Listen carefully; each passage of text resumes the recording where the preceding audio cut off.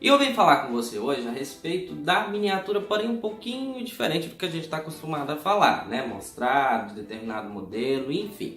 Bom, o que eu quero trazer aqui para você é como que é feito esse processo, né? Por que elas são tão, vamos dizer assim, quase que reais em determinados pontos de observação, por exemplo, de interiores, detalhes de painel, banco, enfim, né? Parte de motor, peças que abrem, fecham, outras não.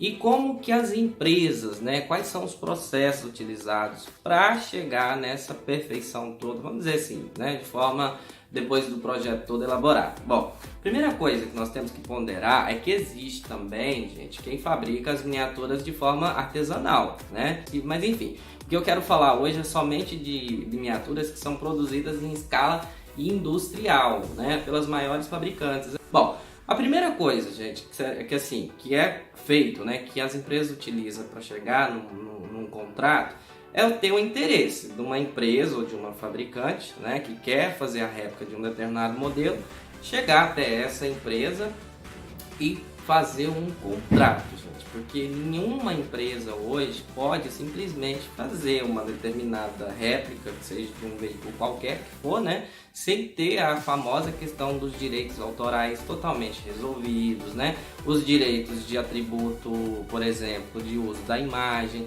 Por isso que não existe de maneira, vamos dizer assim, muito fácil da gente encontrar todos os tipos de miniaturas que, por exemplo, né, reproduz aí carros nacionais, todos os ônibus que a gente quer, enfim. Então o processo é um pouquinho mais complicado. Bom, passado isso, aí entra na questão de molde, né? Que é onde entra também principalmente a questão financeira, e essa é de lascar, gente, porque infelizmente é caro.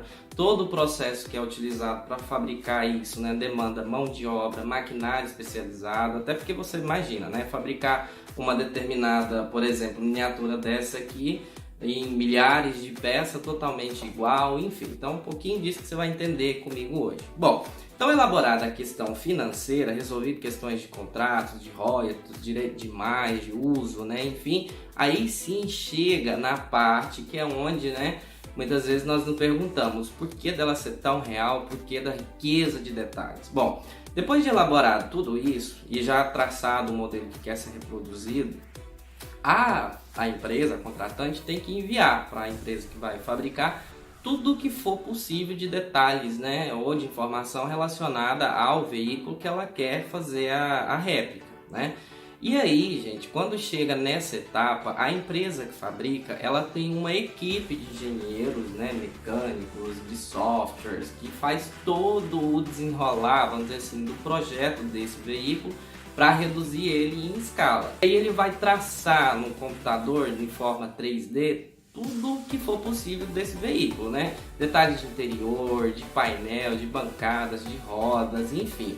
E aí, bom, terminada essa parte de projeto, é onde vai ser fabricado um molde. E é esse molde, gente, que ele é caro. Eu até tomo a liberdade de falar para vocês aqui que eu tive conhecimento, por exemplo, há um mês atrás, quando eu estava lançando a campanha de miniaturas da Marco Polo para voltar, né, a ser, por exemplo, ofertado de novo na grife o G7, que, por exemplo, um molde desse hoje, ele chega a valer aí mais ou menos quase 70 mil dólares de um veículo só. Então, ou seja, né, o valor é muito alto, tem muita coisa atribuída por trás de tudo isso.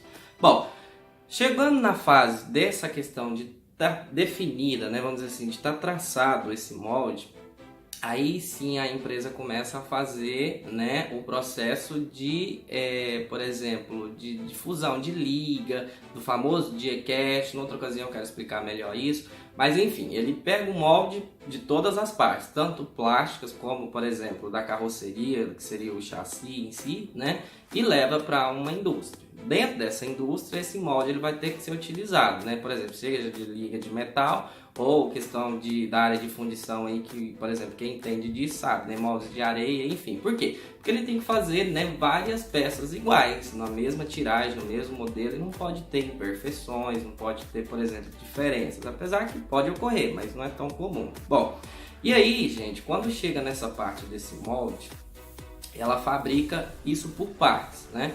A questão de carroceria, a questão de interior, a questão de acabamento, enfim.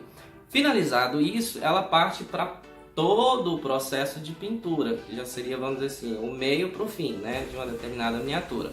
E tudo isso também feito utilizando aí maquinários, mão de obra, pessoal, porque muitas vezes a gente tem aquela impressão assim, uma indústria qualquer pega, né, tem uma peça lá e fabrica ela milhões de peças aí, enfim, não é assim.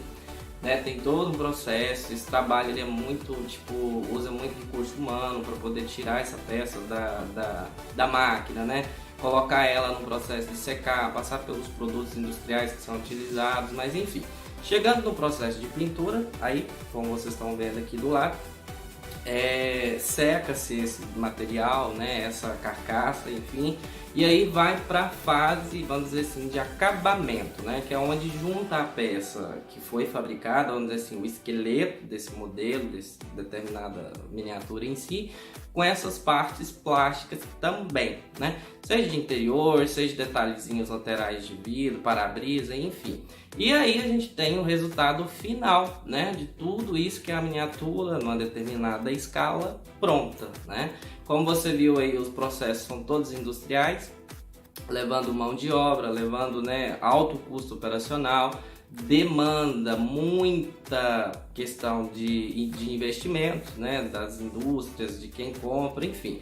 Então tem todo um estudo por trás disso, né, a questão da oferta, de procura, porque tem, assim como você deve ter percebido, tem miniaturas aí que são muito mais baratas, né, outras já são muito caras e mais difíceis de se encontrar. Então, logicamente, essas que são mais difíceis de se encontrar, porque foi feita em menos quantidade, enquanto que, né, outras que são fabricadas aí em maiores quantidades, né, elas se tornam muito mais baratas, muito mais acessíveis. Bom, eu queria trazer uma curiosidade, hein, gente? Eu não sei se você sabe, mas, por exemplo, no mercado mundial hoje, o Brasil, né, só perde para o Japão e para os Estados Unidos como os maiores consumidores de colecionistas, né? Por exemplo, quem compra miniatura. Então você pensa bem, é muita coisa.